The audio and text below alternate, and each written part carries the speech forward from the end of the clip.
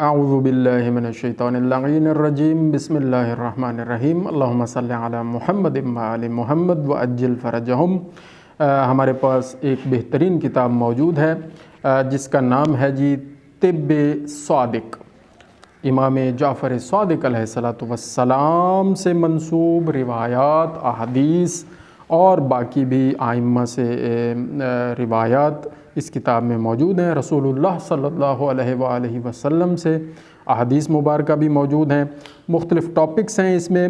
آج جو ہم تھوڑی سی گفتگو کریں گے انشاءاللہ، اس کا جو مین ٹاپک ہے وہ ہے بیماریاں اور ان کا علاج۔ سب سے پہلے پرہیز کرنا، اس پہ بات ہوگی۔ محمد بن فیض رحمۃ اللہ علیہ نے کہا، میں نے امام جعفر صادق علیہ السلام صلوات اللہ علیہ کی خدمت میں عرض کیا، جب بھی ہم میں سے کوئی بیمار ہوتا ہے تو طبیب اسے کہتے ہیں کہ اسے پرہیز کرنا چاہیے۔ امام علیہ السلام نے فرمایا، ہم اہل بیت علیہم السلام صرف کھجوروں سے پرہیز کرتے ہیں اور ہم سیب اور ٹھنڈے پانی سے علاج کرتے ہیں۔ اللہ اکبر۔ اب یہاں پر غور طلب بات یہ ہوگی کہ یہ پتہ نہیں گرمیوں کے موسم میں یہ سوال کیا گیا امام سے اور ان کا جواب امام نے اس موسم کے مطابق دیا، یا اس کی شرح اور تفصیل ہر بندہ خود کوشش کرے کہ اس کو سمجھے اور سمجھنے کی کوشش کرے، علماء سے رابطہ رکھے اور یہ فرامین سمجھنے کے لیے ان سے رابطے میں رہنا چاہیے۔ امام علیہ السلام نے فرمایا، جب بھی امیر المومنین علی ابن ابی طالب صلوات اللہ علیہ بیمار ہوتے تھے تو پیغمبر صلی اللہ علیہ وآلہ وسلم انہیں کھجور سے پرہیز کرنے کا حکم دیتے۔ کب؟ جب بیمار ہوتے تھے مولا امیر المومنین علیہ السلام، تو حضور پاک ان کو کھجور سے پرہیز کرنے کا حکم دیتے تھے۔ آپ دیکھیں کہ عرب میں کھجور بہت زیادہ ہے اور عام خوراک میں کھجور ہی زیادہ استعمال ہوتی رہی ہے اور ہو رہی ہے اور ہوتی رہی ہے، تو گرم ہوتی ہے، مزاج اس کا گرم ہے کھجور کا، اور ڈیلی روزانہ اگر کھجوریں ہی کھاتے رہیں گے تو ایک سٹیج آئے گی اس کا پھر پرہیز کرنا پڑے گا۔ جیسے ہم اب روٹی زیادہ استعمال کرتے ہیں گندم کی، تو جب ہم طبیب کے پاس جاتے ہیں، کسی ڈاکٹر کے پاس بیماری یا کھانسی یا نزلہ یا زکام یا بخار میں یا ملیریا، تو کیا کہتے ہیں جی روٹی سے پرہیز کریں، کیونکہ روز کی خوراک روٹی ہے اور وہ معدے کے لیے ابھی سخت ہے اور معدہ بھی اس کو قبول نہیں کرے گا۔ اسی طرح اس وقت کھجور روزانہ کی خوراک میں شامل تھی، لوگ کھجوریں کھا کر صرف وقت بسر کر لیا کرتے تھے، یا روٹی کے ساتھ یا صرف کھجوریں، مٹھی بھر کھجوریں کھا لیں یا 2 مٹھی کھجوریں کھا لیں اور بس ہو گیا گزارا۔ کھانا تو کبھی کبھی پکاتے تھے، یہ جو پکانے والا کام ہے، چولہا جلانے والا کام ہے، یہ تو کبھی 3 دن بعد، کبھی ہفتے بعد، کبھی 15 دن بعد۔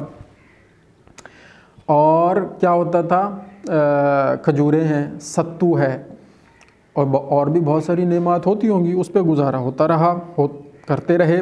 تو حضرت امام جعفر صادق علیہ السلام سے منقول ہے کہ رسول اللہ صلی اللہ علیہ وآلہ وسلم نے فرمایا، ہم اہل بیت علیہم السلام پرہیز نہیں کرتے اور پرہیز کرنے کا حکم نہیں دیتے سوائے کھجور کے، سوائے کھجور کے۔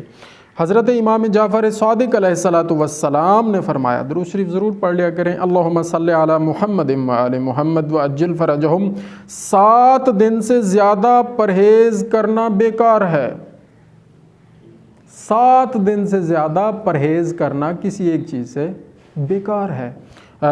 تو یہاں پر کیونکہ ذکر کھجور کا ہو رہا ہے تو ابھی اسی ضمن میں اس کو لیا جائے گا۔ ایک شخص نے حضرت امام جعفر صادق علیہ السلام سے پوچھا، مریض کو کتنا پرہیز کرنا چاہیے؟ امام علیہ السلام نے فرمایا 10 دن۔ اب یہ اس کو جواب کیا دیا ہے؟ 10 دن۔ اب آپ دیکھیں گے کہ کہیں فرامین میں 7 دن پرہیز کی بات ہو رہی ہے، کہیں 10 دن کی بات ہو رہی ہے، تو ایک تو موسم مختلف ہوگا، دوسرا آدمی انسان پوچھنے والا مختلف ہے۔ سعید کی صحت اور ہے، احسن کی اور ہے، محسن کی اور ہے، فیضان کی اور ہے، کوئی چوڑی باڈی والا ہے، کوئی مختلف، یعنی کہ بندے کا وزن مختلف ہے، بندے کے حالات مختلف ہیں، بندے کو کسی کو ٹھنڈی چیزیں زیادہ راس آتی ہیں، کسی کو معتدل چیزیں راس آتی ہیں، اس حساب سے پھر حکم دیا کرتے تھے 7 دن پرہیز کریں یا 7 دن فلاں چیز استعمال کریں، 10 دن پرہیز کریں یا 10 دن فلاں چیز اس کے حساب سے، سمجھ رہے ہیں؟ اور اسی طرح ایک اور روایت کے مطابق 11 دن بھی ہے پرہیز۔ حضرت امام جعفر صادق علیہ السلام نے فرمایا 11 دن سے زیادہ پرہیز کرنا فائدہ نہیں دیتا۔ اب یہاں 11 دن کا بھی ذکر ہے۔ اس حدیث کا ظاہر یہ ہے کہ 11 دن سے زیادہ پرہیز کرنا بیکار ہے اور اس پرہیز کو ترک کرنا چاہیے۔ تو یہ ہمارا موضوع گفتگو تھا پرہیز کے بارے میں، امام جعفر صادق علیہ السلام نے جو فرمایا۔ اس کو یہیں پر اس ویڈیو کو روکتے ہیں۔ جزاک اللہ خیر، اللہم صلی علی محمد و آل محمد وعجل فرجہم۔